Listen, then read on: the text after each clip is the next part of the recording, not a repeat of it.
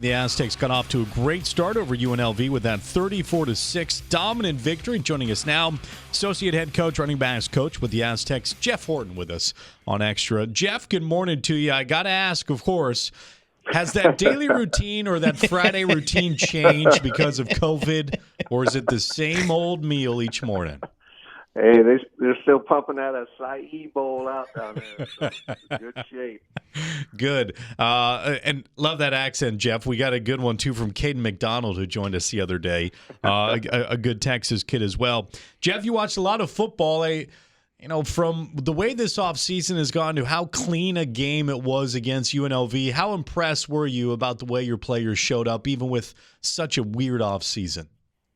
Yeah, I thought they were really focused because, it's, if you wrote a book, they would say it was fiction, the things that they've had to go through and we've had to go through just to get to the starting gate last week. And the way they came out of it and performed was really extraordinary because, for several weeks we didn't even have a football, and football is obviously hard to play without a football. And keeping social distance, 6 feet apart, football's not played that way, but it's like we tried to sell it to the kids. That's the way it is right now. That's the norm. And, you can complain about it, but nobody's going to care, or we can embrace it and make the most of it. And that's what they did. And Coach Hoke's done a great job with them that way. And to see them come out and just hitting on all cylinders there was great to see. Coach, did you think Greg Bell was going to have the night he had last Saturday?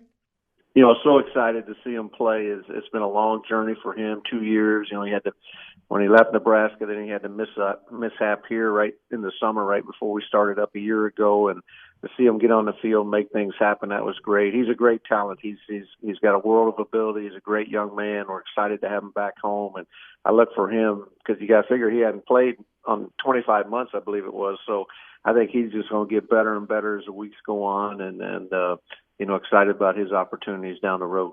Jeff, that's quite the stable of running backs you got. As you mentioned, Greg had the bulk of the carries, 19 carries, 111 yards. Although Keegan Williams, 10 carries, 84 yards. That's 8.4 yards per carry on average. How do you plan on approaching this against Utah State? Is this running back by committee? Did one guy stand out where he's going to earn a bulk of carries early on?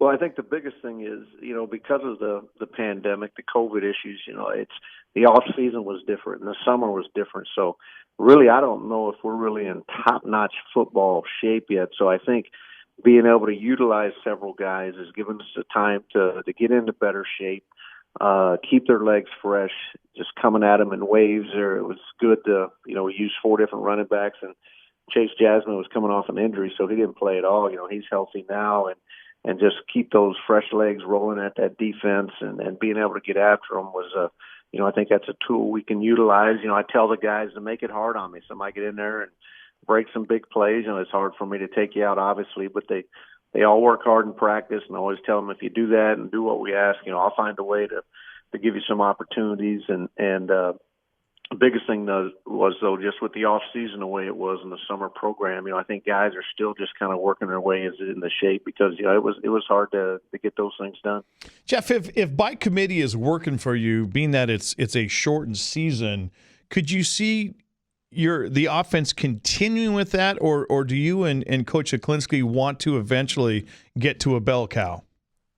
We have no problem with that. I think we have to be creative in how we use the guys. I think all of them have little bit of a different skill set, like a Jordan Bird and Kagan are more kind of, the scat back. We can get the ball in space to them, like we hit them on a couple of screens out there, quick screens, those kind of things. Greg's obviously the biggest of the backs, more your power downhill runner, but has very good speed. Chance Bell and Chase Jasmine are both, they're kind of swing guys. They can do a little bit of everything. And I think, during the course of this, even though it's only 8 games or 7 games at this point now, that, keeping them fresh, keeping them healthy is the key. But certainly if one guy really takes it and goes, that would be nice also. We're talking San Diego State football with Jeff Horton as the Aztecs get set for Utah State tomorrow night, 6:30. Pregame begins at 4:30. Utah State 0-1 after a loss to Boise State. The Aztecs 1-0 after a dominant win over UNLV. Jeff, what can you tell us a little bit about that defense of Utah State? How tough are they? And I think they're also a very, very good team at home, aren't they?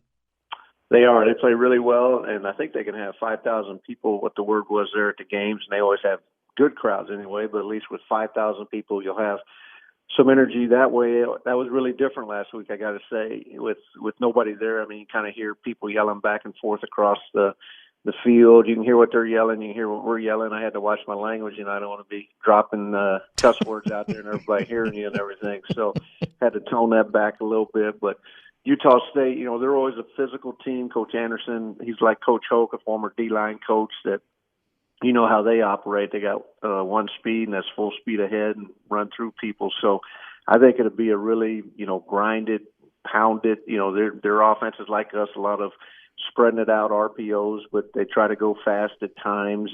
But defensively, they're always stout. Last week they kind of started, obviously the first half they were down, like UNLV was, but the second half they played really well. It came back and cut the lead to, I think, 27-13, and then Boise State scored a couple there in the last 5 minutes to make the score bigger than indicated. But they'll always be tough at home. It's their home opener. Kind of if you lost the game, now their backs are against the wall a little bit. They can't afford to go 0-2. So we know it'll be a tough battle. And, hey, they beat us here last year.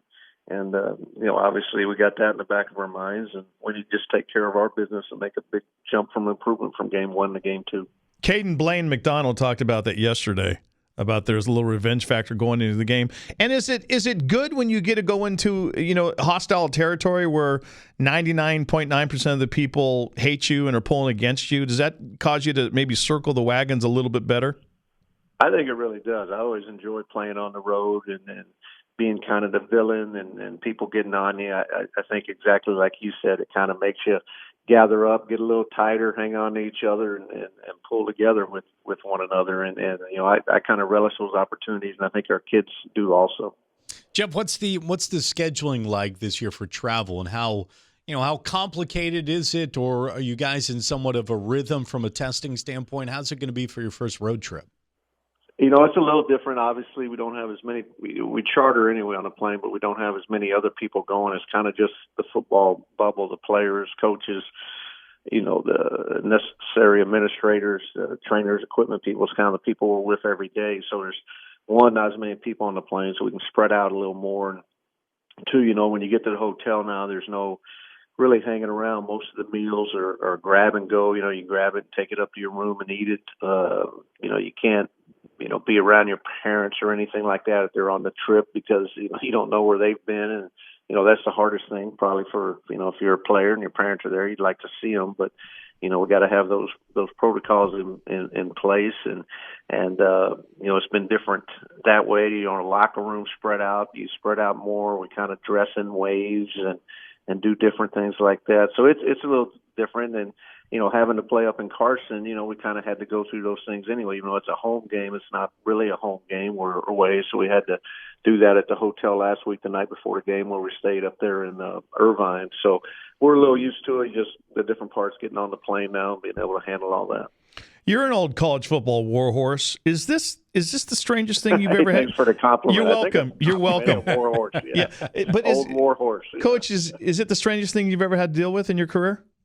It is. I mean, just you from wearing a mask, continually washing your hands. I mean, I always thought I had good hygiene anyway, but obviously we all do it a lot more now, and just cognizant of people around, or somebody doesn't have a mask on, kind of giving them a double take. And when I'm out of practice, I try to stand away from players a little bit, and we have, dots out on the field where you're kind of on the sideline where you stand on these dots. You can't just be right there next to each other. But in the game, I think as it keeps going, you kind of lose track of that a little bit. But, it's definitely different. And I feel really bad for the kid. I mean, all the kids have gone through and just, not being able to really go to school or hang out or do those kind of things. That's tough on 18, 19, 20, and 20-year-old kids. And I think that's what people lose track of, and I think that's why you see the depression issues that are out there now, the mental states changing. Because,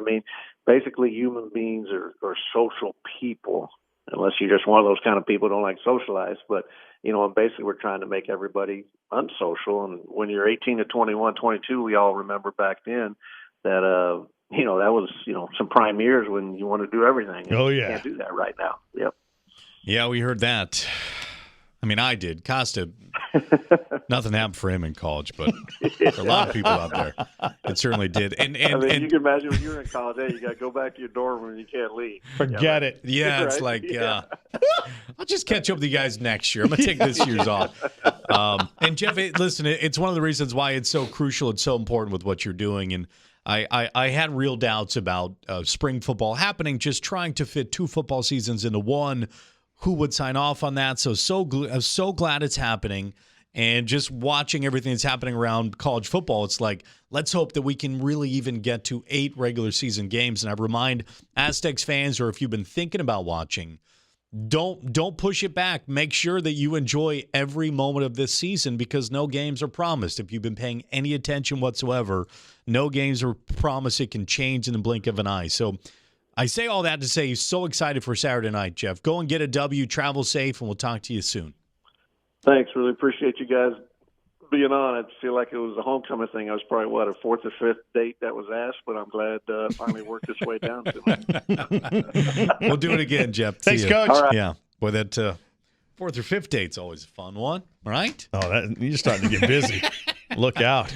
Good for Jeff. And enjoyed talking to him. You're right.